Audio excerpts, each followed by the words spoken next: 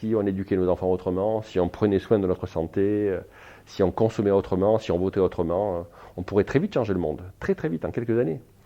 Quand des révolutions ont échoué, qu'il s'agisse de celle de la France en 1789, ou la révolution orange en Ukraine il y a quelques années, ou les révolutions arabes, si elles ont échoué, c'est parce qu'il n'y avait pas d'exemple, on ne savait pas où on allait.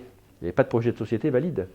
Donc je souhaiterais que notre pays donne l'exemple, et si nous parvenions en France à construire une autre société, et ça peut vraiment se faire en quelques années, eh bien, ce serait un exemple formidable pour le reste du monde. Et ce serait vecteur d'espérance, vecteur de bonheur, parce qu'aujourd'hui, la réflexion, elle est faite d'impasse, hélas, ici et là dans le monde.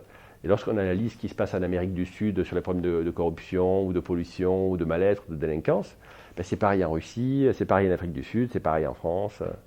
Dans tous les pays, on rencontre ces problématiques qui reposent sur notre irresponsabilité et sur la supposition que le problème vient d'ailleurs. Le problème, il ne vient que de chez soi. C'est nous qui sommes la solution.